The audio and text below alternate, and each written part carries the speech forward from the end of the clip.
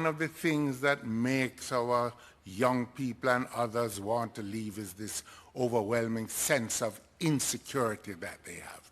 The other issue is to be able to provide access to the basic necessities of life, like housing, like better jobs, higher paying jobs, which is why we are fundamentally committed to building a new economic structure that moves beyond the traditional structures. Agricultural transformation is one area that we have pointed to. The rise of the creative economy, music, fashion, design, drama, leisure industries are another important element in this. Digitizing our country and reducing the digital division that will enable a much more productive economy overall is yet a third area in which we want to be very active in this regard. All told, we will prevent the brain drain when people have an opportunity to fulfill their hopes, dreams, and aspirations right here in the country of their birth. It's now your opportunity to respond to the same question. Mr. Well, Holness. let's talk about how we get that done. Our manifesto made a solemn and firm commitment that we will reserve 10,000 houses for young people under the age of 35 at 0% interest rates and full mortgage to achieve. This is a very serious commitment to the youth of Jamaica. Housing is a very important investment that people should make at the start of their lives. I also want to say that our young people are looking for jobs of the future. We're qualifying many Jamaicans for the traditional jobs, but we must also seek to provide the new jobs in artificial intelligence, in animation, in knowledge services. And we will do that with the creation of... Yes, my viewers and subscribers, welcome back. So sorry for the late uploading of this one. So this one is about the debate that took place over the weekend, you know what I mean? So we're going to discuss what we heard from both leaders of the parties then, you know what I mean? So we hear Peter Phillips present his manifesto, which is a wealthy plan, his say, or well, I saw them call it still, you know what I mean? And then Andrew Holness, the most honorable Brogard, him present his manifesto, yeah. But at the same time, what we're saying still here, none of them really explained how they plan to really maintain these manifestos, you know what I mean, where the money will be coming from and all those things. We don't hear any of that. But me not gonna talk much in another video. I'm gonna leave and make you watch the second part and then we'll come back to the discussion part, you know what I mean? So no just go down in the comment section and leave a comment below and tell me what you think about the manifestos and who you really think win that debate here, yeah, and then we'll come back after and finish the video and discuss this. And for who just joining the channel, just quickly go over to my channel and hit that subscribe button and notification bell as well, yeah, and go to my IG page and follow me at Under Vibes TV. That's the IG name, yeah. So watch the video, then we'll discuss. Dr. Phillips, you have claimed to be a great advocate for fiscal discipline. You have pointed to the sacrifice that the Jamaican people have made to pass IMF tests and achieve fiscal stability.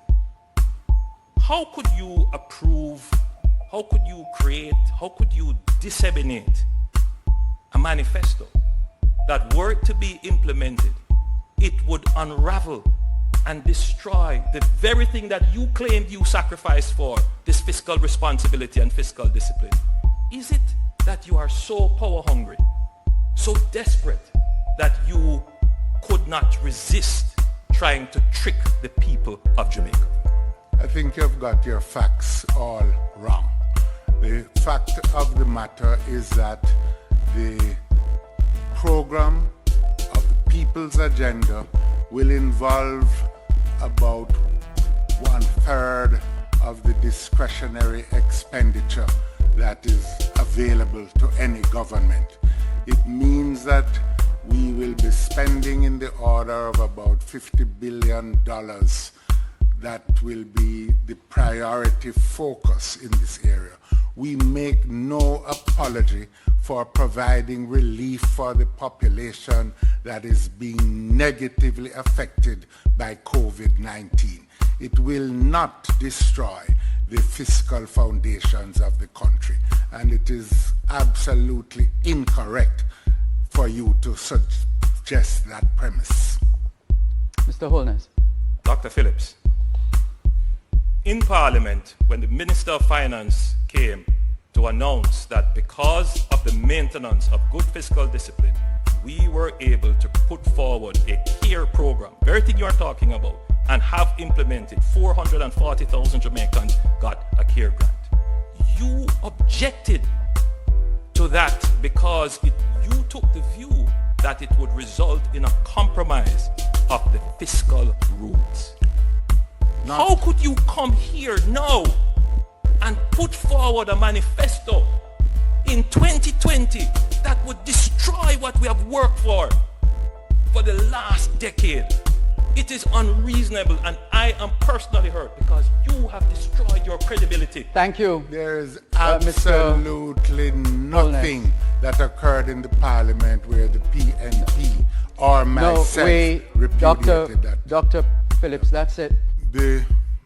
Mr. Holness has said that he has produced 20,000 houses, but the PIOJ's numbers say that in 2019 there were 8,000 housing starts and the number of housing completions was less than 2,000. How do you explain the discrepancy between the PIOJ's numbers and your own? Well, first of all, the NHD has provided us with very accurate data, and I speak on the NHD's data. And the NHD's data tells us that we have had over all 4.5 years close to 20,000 housing starts. You ask about housing starts? Yes, the houses will be completed, and they are being completed at a rapid rate. People are already buying them. As it relates to the 22,000 housing solutions that we have provided in our 4.5 years, that would include what has been provided by the HAJ, the Housing Agency of Jamaica, an incredible agency which is doing very well in providing housing solution for average income persons and low income persons. So we have done very well in the provision of housing solutions, far better than the previous administration. Thank you. Housing, Go ahead, Dr. Housing solutions are less than 8,000 over the period of the administration. The numbers that you are citing do not compute. It would seem again it is another PR gesture which doesn't face up to the fact that the number of solutions have not been provided for people to be able to live in these houses. People, yeah, so come back to the discussion I know. Cause want to not tell me if you not think the manifesto here I go work out and the minister them plan for finance them manifestos here. Because when we talk about 200 million plus or billion, we not talk about the money where we take up and go down a farm store go buy no. You see me I say? But at the same time, you know what I mean? The manifesto here, I think I gonna give we a economic breakdown. You see me I say? Meaning we are gonna find some more tighter recessions are coming. Recession mean people are gonna can't even afford them daily basis or need. You know what I mean? Because if it's so hard and now and the people in my cry so much, what gonna happen when time you give back everybody $3,000 towards them light and $1,000 towards them water, you know what I mean? And there's no way of earning, it's just giving right there. So but at the same time the taxpayer money I gotta turn it over. But the honorable Brogard still make Peter Phillips getting half track like straight through the debate. Me no know. Me just a talk off a so still off of the mile look a squealing bird. You see me I say. So more Mr. Holness at one one time or another, you've had experienced businessmen and politicians like Carl Samuda, Mike Henry, Darrell Vaz, Matthew Samuda, Pernell Charles Jr. serving as ministers without portfolio in your ministries. You oversee economic growth and job creation, land, housing, water, works, environment, until recently education in what could arguably be called the Ministry of Everything. Why should Jamaicans trust your team when you clearly don't? I think Jamaicans would be very satisfied with the results that we have gotten with the consolidation of several ministries. I find some of these questions to be inconsistent because oftentimes reports will be pulled where it is recommended that we should only have, for example, 10 ministries. How would you get that without consolidating? We have moved very closely towards ensuring that the silo-type bureaucracy that exists in our country is eliminated. What we have managed to achieve in structuring the government this way is to give all the key agencies that can drive economic growth, job creation and development and place them under one policy guidance. It has worked. This is why we were able to complete so many roads all at once when the previous administration could not complete them. We completed.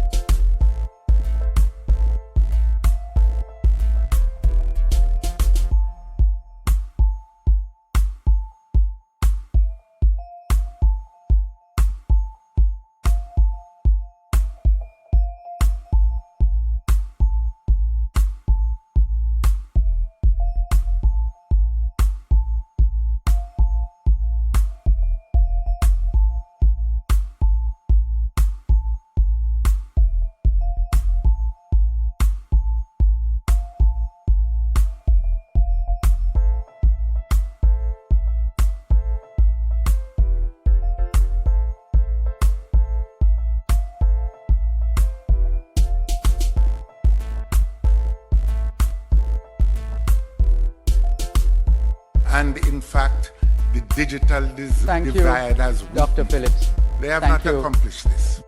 In your 2016 manifesto, you sketched a 10-point plan for effective crime management and security to, in your words, make Jamaica a safer, more peaceful and more prosperous society. Despite listing 47 points of achievements in this manifesto, there is nothing, no mention of anything that has been achieved to make citizens feel safer. Is this tacit acknowledgement of your party's failure in this regard? Of course not. Thank you for the opportunity to bring up all our successes. You know, there's been no other government that has repaired and built new police stations like this government. There's no other government that has provided mobility and more than that, equipped our fleet with tracking. There has been no other government that has equipped the JDF with the capabilities to manage our domain, not just our land domain, but our exclusive economic zone at sea, which is very important for creating the blue economy. There has never been a government that has increased the manpower, the size and capability of both the security forces to be able to increase presence in your community. You just need to ask the people of Mount Salem, the people of Greenwich Farm, the people in Augustown, how that expenditure of security and increased presence, which the opposition every time in Parliament calls for, we have done it and we have delivered. We know that crime is not a flip of the switch, but we have made the investments necessary to see to the long-term and sustainable reduction in crime and make Jamaica a peaceful society. Thank you very much, Mr. Holness. Your rebuttal, Dr. Phillips? I think we need to recognize quite fundamentally that the murder rate is higher over the 4.5 years of the current JLP administration than it has been in the previous 4.5 years of the People's National Party administration. The strategy that they have been pursuing has not worked. And beyond that, they failed to try to grapple with the need to build a national consensus around this matter. We begin with mobilizing the people to accomplish great things, and crime control is one. Politicians talk a good game on gender equality, but here, when it's completely within their control, they don't deliver. Win or lose, Dr. Phillips, would you commit to nominate a slate of at least 50% women to the Senate? We have said that we believe that there needs to be at least 50% representation, both in the House of Representatives and in the Senate. But I think we also need to understand that there are many factors that impede women's participation. The support for child care, for example, in the House and Senate, and generally is one such factor. The fact that women carry a greater share of household work is also another factor. So actually getting the right level of representation is going to take more than just a commitment. We're going to have to deal with all of these other factors that really impede women's full participation. We are committed to dealing with those factors in the People's National Party. Your rebuttal, Mr. Holness. I think it's a simple thing that you can do, which is to ensure that in your recruitment at least you have more women. We have done that in the Jamaica Labour Party. We have been deliberate in going out and seeking to recruit women. And now we have more female candidates representing the party than ever before. There are two principles that were at stake. One is the obvious need to have a response to the problem of mounting crime. The government refused to provide any other alternative. We continue to make our case to them while at the same time advocating a different approach to the whole question of crime control and murder control. And so we believe that there is a way other than a way relying on the states of emergency to deal with hotspot policing, intelligence-led policing, and one which recognizes the rights of citizens. It was a difficult choice, but we ended up making the right one. Thank you, Dr. Phillips. Mr. Holness, your rebuttal. Look, let's just face the facts. The truth is that the people called for the states of public emergency. I remember very well the first time that the PNP voted to end the states of public emergency in St. James. It was grief and panic. The truth is that they very well know that the SOEs have been very effective in controlling the murder and crime pandemic. It has flattened the murder curve in Jamaica. My treatment is over. I am cancer-free, and I thank God for that opportunity. At the present time, I think we have to recognize that what I am called upon to do is to operate with the best of my ability, to give of myself, as I have done at every stage in my public service career. I come here with clean hands.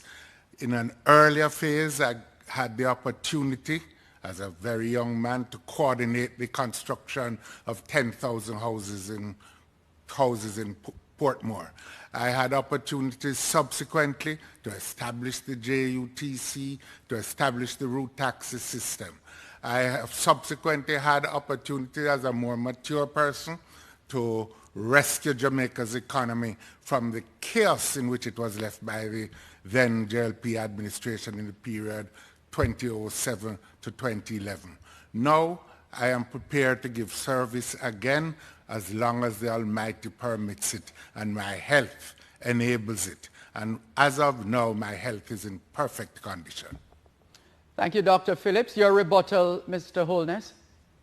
Well, I'm happy to hear that the leader of the opposition is cancer-free. The truth is as well, my hands are clean. I have worked hard. I have presided over the construction of 22,000 housing solutions and more. I've had the opportunity to be Minister of Education, to really make profound and fundamental changes in education. As Prime Minister, I'm also a minister, and I have presided over the construction of more roads in Jamaica than any other government in the recent history of Jamaica, including completing projects that started under his administration, which they didn't complete. Thank you. So I can't see why Thank you, he Mr. would want Holness. now to come Marjorie, and make a case. Marjorie Gordon.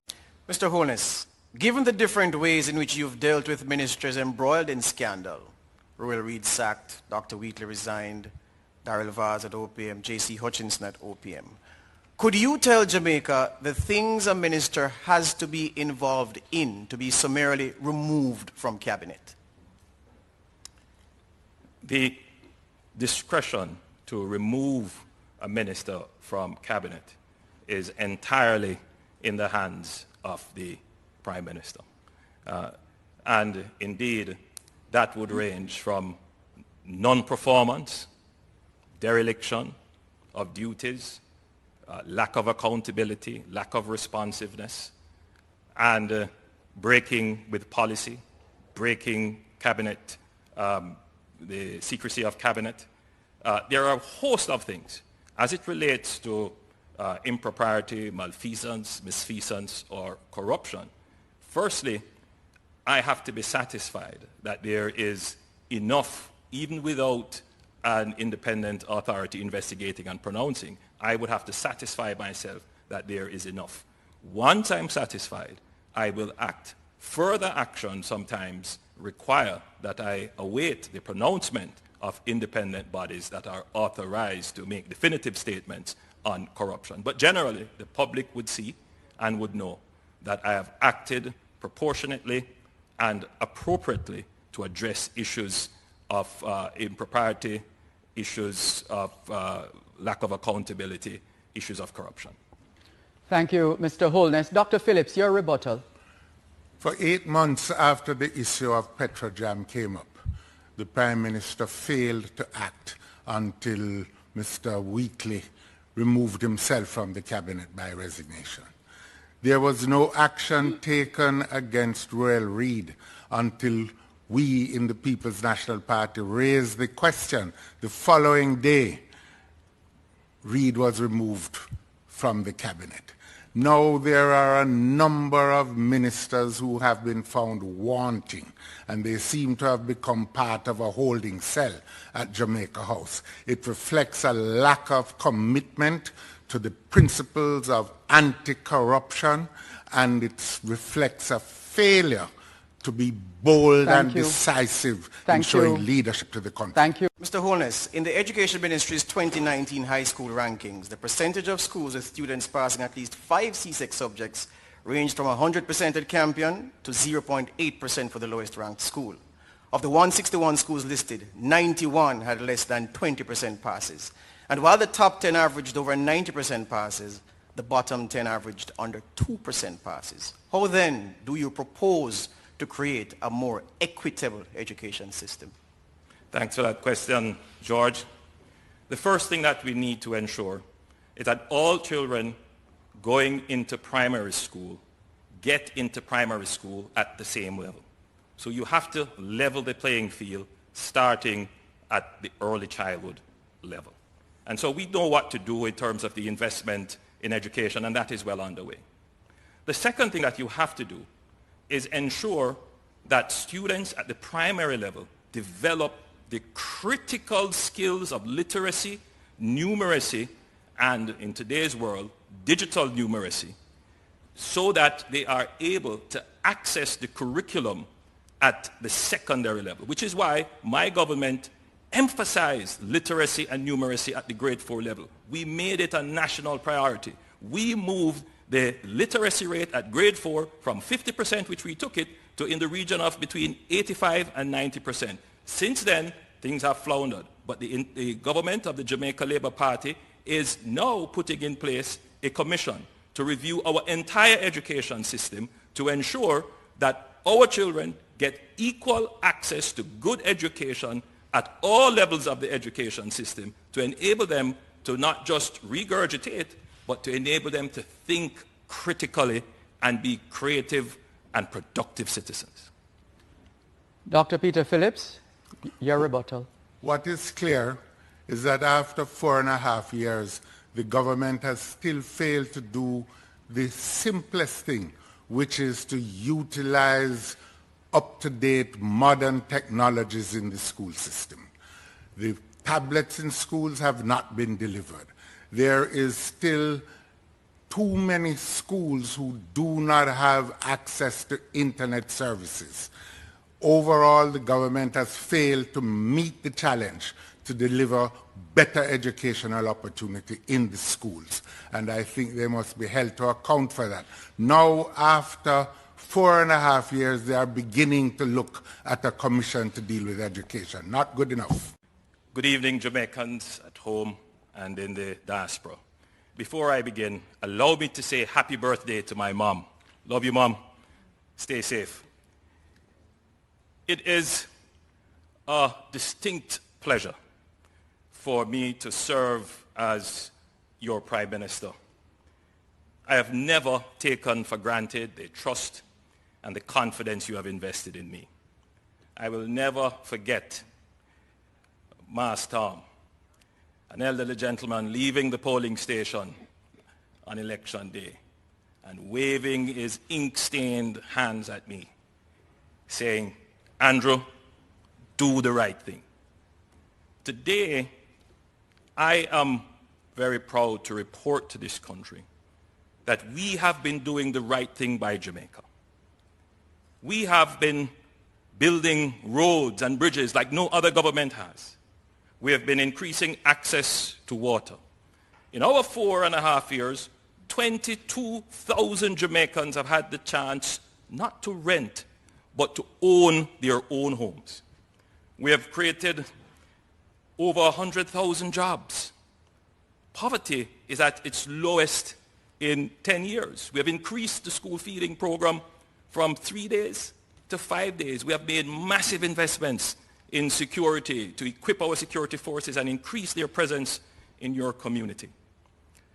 But the greatest achievement, I believe, is that in 3 of our 5 budgets, we have either have had no new taxes or we have given back taxes that Dr. Peter Papa Tax Phillips had placed on you.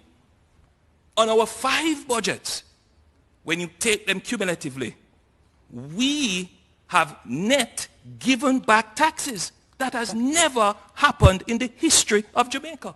We have been good stewards of your affairs.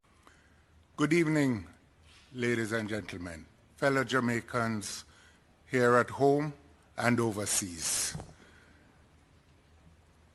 On September 3rd, the Jamaican people have an important choice to make. We can either continue with economic stagnation or we can approach with major crime and murder statistics, with a deepening digital divide, or we can choose a different future. We can choose a future of opportunity, of better education for all our people, a future of relief from the COVID pressures, and we can proceed in a way that offers opportunity to all our people. If we are to choose that future, we need to do it together. And when we act together, we can build a very different set of opportunities for our people. So on September 3rd, I am urging you all to vote for the People's National Party.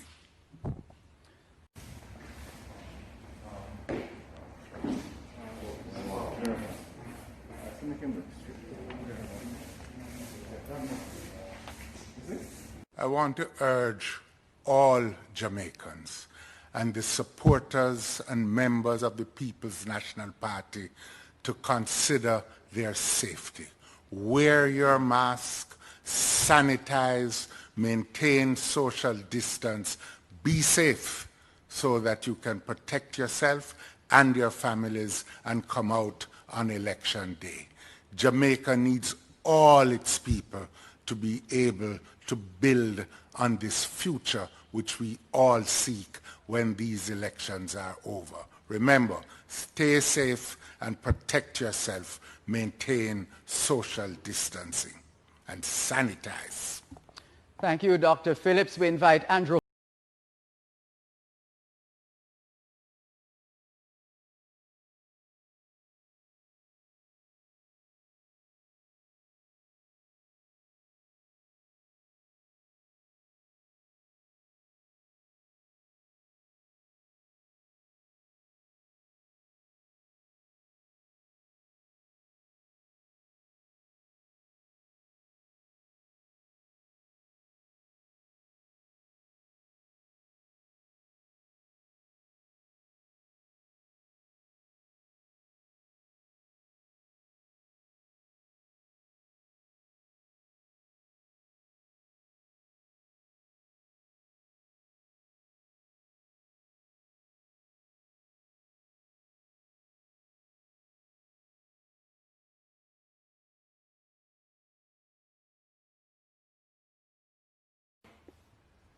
This election is about giving the people of Jamaica the assurance that we will come through this pandemic safe with our lives and livelihood intact.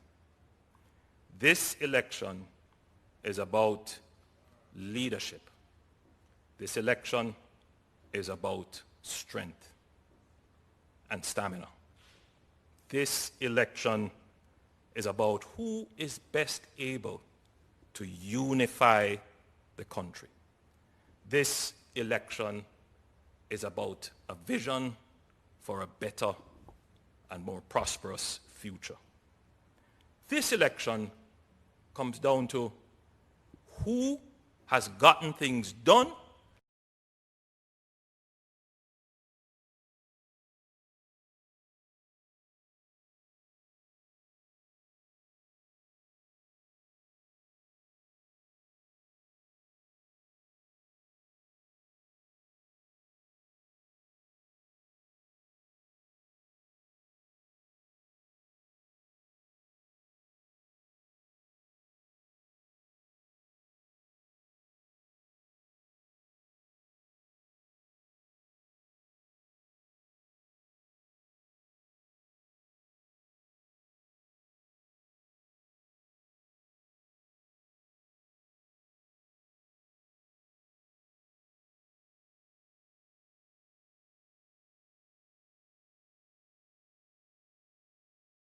Now, Dr. Phillips, how did you find the debate?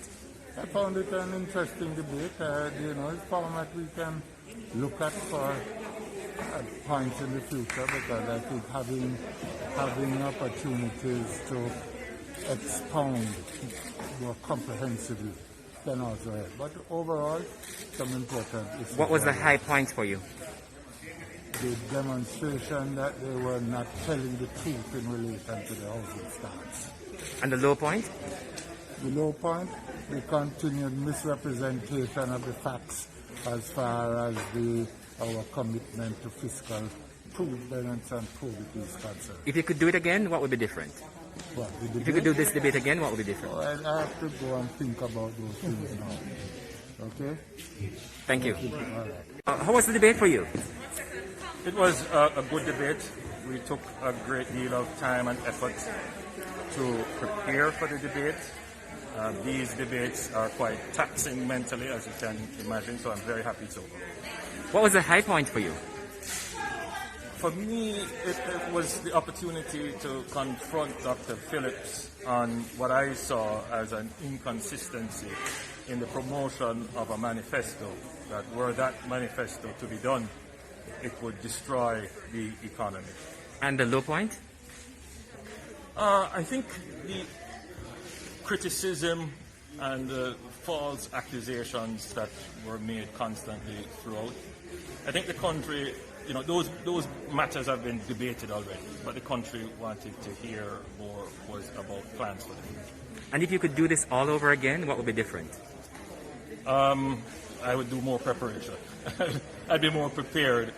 Even though I did spend a lot of time in preparation, I think I needed to have more detailed grasp of some of the issues. As you can imagine, you prepare broadly for a debate, and sometimes you don't get enough time to zero in on specifics, and that can be a danger. So maybe a longer time for preparation. But what I've noticed about the debates are important, but in a short campaign, it can detract from other important campaign activities. Luckily, this time, I suspended campaign, and therefore I had the time.